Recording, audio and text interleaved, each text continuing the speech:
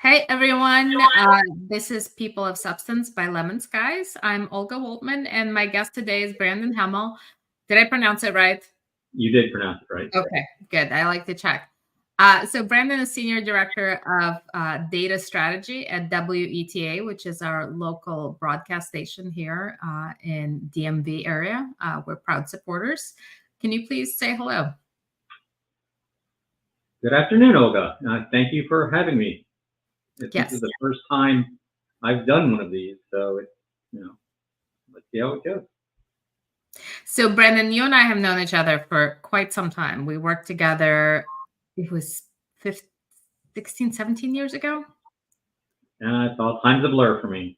It's been a while. It's been a while. So before we jump into, I have a lot of data related questions and analytics of where all of it is going. But how did you end up doing what you're doing? Because I don't believe your background and training was in data analytics for nonprofit sector. No, it wasn't. I did though. By the time it was when I was in school way back when at a small college that has grown a bit in New Jersey called Rowan University. I was interested in public relations. That was where I started off, and I started working. And by the end of the program, I knew I wanted to do fundraising. So I worked as an event planner with the National Multiple Sclerosis Society in the Philadelphia area, which covered Philadelphia, southern New Jersey, and out towards some of the farther reaching counties in the Philadelphia suburbs.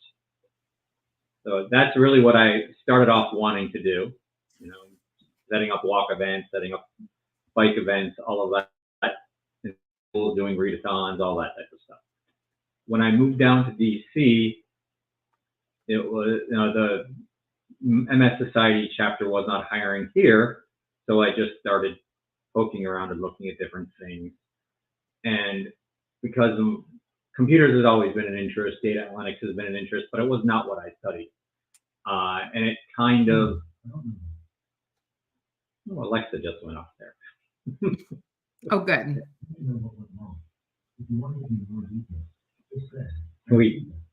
Sorry, I should have turned that off. When I say a certain word, I triggered it clearly. You want me to restart? Or no, we can keep going. Okay. So I was doing some side work, doing some database keying for a company, piecework in the evening hours, and that kind of turned into, membership database management. And from there, I worked at Friends of the Earth for a few years, and then on to what was then Adams Hussey and Associates. From there, I did account executive work and did that for about 5-6 years. So I got to see the front end client managed aspect, the back end print management, the design, all parts of it. Telemarketing, email marketing, was involved in all of that, but I was tired of it. I walked into the director of HR's office and said, I'm going to leave in a month. I'm done. I can't do this anymore. And then our friend Jim Hussey pulled me into his office a couple of weeks later and said, we want you to stay. What do you feel about working for Susie DiCarlo, another common coworker, in the list side? And so I said yes. And from there, I just grew out and started doing analytics. And from that, I leveraged that for another 10 years or so. So I was at Adams Hussey for about 15 years through the name changes, and left there 9 years ago to work for WETA, public television, public radio in Washington, D.C., which is almost circling back because my first client at Adams Hussey was WNET in New York City, Channel 13. And even farther back than that, my father did volunteer work at WGBH in Boston when he was in his early 20s. So it kind of all went full circle right there.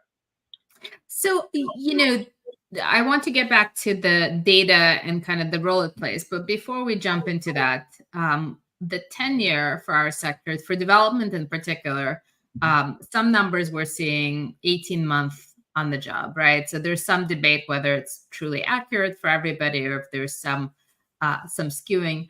But kind of the short story of it, not very long tenure. No. And you have obviously been at the public broadcast for quite some time. You were at your previous position for a number of years. What do you attribute longevity to in organizations that are able to keep staff and keep growing staff, and they're not seeing that quick turnover? I would attribute that to having a clear, there's a couple things. One, clear design, clear goals towards what advancement looks like. When I say advancement, meaning career-wise. Being able to see people's strengths and how they can be used. Again, I was ready to walk out the door, and Jim Hussey said to me, "What about this for you?" So sometimes it's just seeing what even your potential. Someone seeing your potential, even if you don't know your potential. That's part of it, is having having a mentor in that way. Another thing I would say is every front-end fundraisers have a lot more burnout than the back-end folks, I would say. I've mostly always been back-end. And we're able to at least, I still get the 9, 10 p.m. emails sometimes and need to jump online. But being in the back-end helps because you're not as called upon in ways, and you're held to a goal, but you're able to also put down the laptop and say, I'm done for the day. That's interesting. I hadn't thought of it as front end, back end. I was thinking more kind of the budgetary goals and how those are assigned. That can be a lot of pressure. Yeah. I mean, I've seen, and when we were at agency and clients, and I've seen, internally at WETA, we have a really long tenure for the majority of our fundraising team because it's also good management. Also, good management that sees their staff members and can recognize when burnout is happening and how they can help prevent it. Yeah. Well, let's shift having fun all the time. Yeah, that's fair. If the job isn't fun, you shouldn't be there. Either make it fun for yourself or it's not worth it. A late friend of mine passed away a year ago or so. Was one of the hardest working people I know. His name was John Begany. He was our executive director of on-air fundraising, also a host at WETA. He worked hard, but he was never stressed in regards of never would snap at anyone, always wanted to have fun. He was doing always making sure everyone else was having fun. It was about the relationships with him as much as it was about the work. I mean, was he getting up at 5 a.m. to prep for on-air drive, then go to a shoot for, if he lived here, to get back and spend another 4 hours getting the drive ready? But he was having fun while he was doing it. Yeah, we spend so much of our lives working. If it's not fun, it's sort of what a waste. Well, let's talk about data for a second. One of my first memories of you was in the meeting you were talking about, I believe it's deciles, which was a new vocabulary word for me.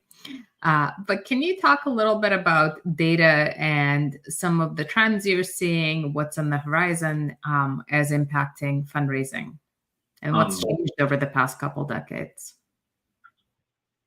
Some things have changed, some things have stayed the same over the past couple of decades.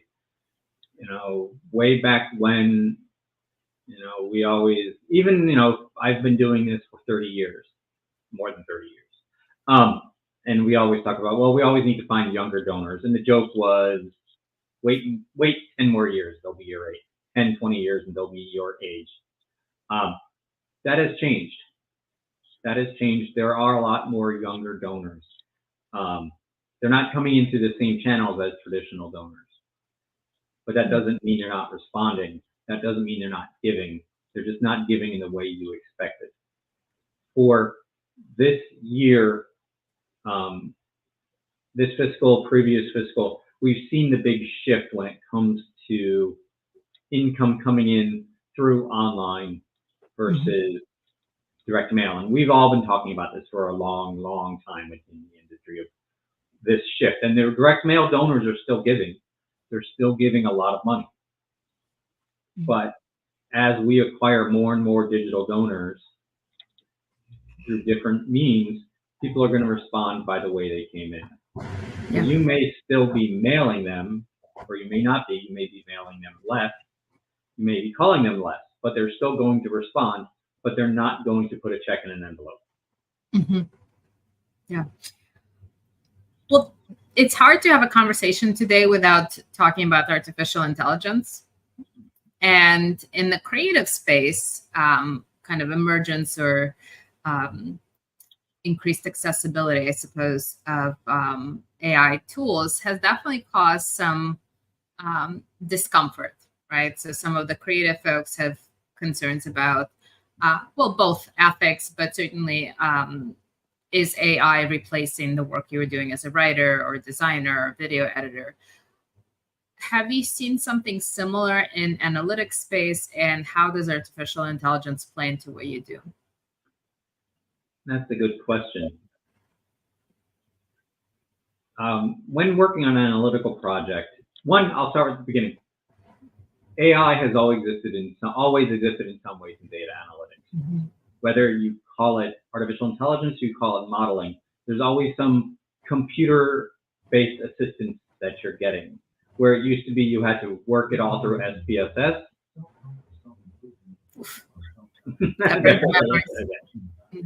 Speaking of artificial intelligence, there goes Alexa.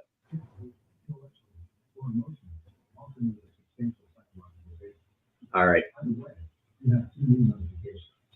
I should have turned that off the first time. Hold on a second. What Brandon doesn't realize is that we don't really edit. So you get real fast. Don't never talk about computers when the trigger word for your Alexa is computer, and that's why it kept going on. But where was I going? So artificial intelligence has always existed, whether you were using computer assistants or using SPSS. You're building models, so you're always, it's like, I have a son now who's in pre-calculus, and there's tons of formulas. I never use a formula. Everything is computer assisted, whether it's Excel, whether it's, whether it's Excel, whether it's Python, whether you're using an R script, whether you're using any form of graphical bench dashboarding. So it's not a scary thing. But just as with using AI for writing copy or AI for doing design, 80% of the work is in prep work.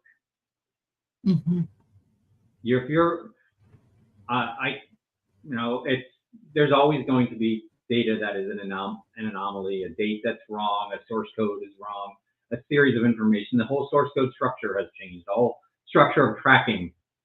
Hell, look at what happened when Google shifted from Universal Analytics to GA4. A whole new set of tracking happened. So you spend a fair amount of your time cleaning up before you can even get to that AI part. Yeah. There's an email eCRM platform who was doing artificial intelligence modeling for outbound emails and conversions. A fair amount of it needed to be trained first to determine what type of email was what type of message. So there's still the human element of needing to even train the model before it gets there. Yeah. Well, so what I'm hearing you say, AI is nothing new in analytics space. It's just we didn't call it artificial intelligence, exactly. And the human still has to do the prep work. Where it used to be you have several buttons you have to push to come up with different modeling techniques, for example. Now the AI can run all of that without. Are we using a shade? Are we using what type of model? Are we using a regression model, a shade model, a lookalike model? Now all of it gets done a lot faster than press the button and that didn't work. That didn't work. Yeah. So AI is going to build it a lot faster. Well, and before people go thinking that with minimal understanding of analytics, you can go ahead and run these. If you don't understand what's behind the scenes, you're not going to be able to quality assurance and kind of produce meaningful results. Yeah. What is the verisimilitude we would say in copywriting and design, or the sniff test? This is the simple way to put it. Yeah. Does it smell right? Is something right here? Brendan, I wanted to ask you about monthly giving. Obviously, public broadcast has been at the forefront of monthly giving. Why has it been so successful in public broadcast that other nonprofits can learn from? Or is it just tenure? It's the way you say that. It became successful as a concerted effort within public television later than it did for public radio. Public radio had a lot sooner and easier to implement. Public television, and even with that, it was a matter of was installment giving. You make 12. If I say Ron Popeil, do you know who that is? No, I don't think so. No, okay. Ron Popeil was the late night pitch man with all the buy it, shop at home type products. Make 12 easy payments. That's what public television, a lot of the thank you gifts were. Make a one-time gift or 12 payments of whatever. Well, that got extended out. Public television tested enough within its stations and found that, we should go to the ongoing and monthly sustainer platform. Yeah. That was really around 2014 or so. Yeah. I could be wrong. So don't quote me, go fact check me if you want. But what really changed it, besides the on-air drive thank you gifts, was the launch of PBS's streaming service and the PBS app and the passport level for members, which gets you additional content outside of the streaming free stuff. Well, that was the game changer for us, and it goes back to the purest form of media, which is content. People are monthly sustainers for the content as much as they are supporting public television. Now, they could go and find masterpiece programs anywhere, or British programming, or many of our stuff also exists on Amazon, exists on BritBox, exists on Tubi, exists on NBC Peacock. So there is some inclination of supporting public television for what it is and getting that content, but it is really about the content. We're not going to retain members unless it's something that they want to watch. As compared to, I'll just think of, I'll go back to National Multiple Sclerosis Society. People are supporting for mission more than anything else. They're not getting something back. While with public television, you're getting content or you're getting a thank you gift. So it is a different type of, unfortunately, it's a different type of transaction than pure, straight philanthropy. Yeah, that makes sense.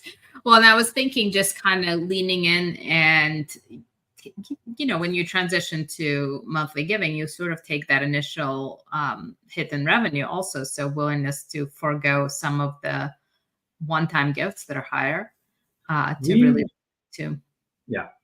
We were fortunate enough that we have a very strong direct mail, direct email, online campaign that really the additional giving from sustainers did not necessarily hurt the bottom line. That way. Where I do recall a client way back when who switched all of their direct mail campaigns to being sustainer conversion campaigns for about a quarter. And then they looked at the balance sheet and said, no, we need the one-time hits. Yeah.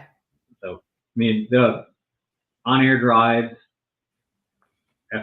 radio or television are key to bringing in those one-time gifts. Direct response. One of our direct mail campaigns will raise almost $1 million on its own. And that's, we are a local public television station. We're not a national organization. So raising nearly $1 million in one mailing is insane.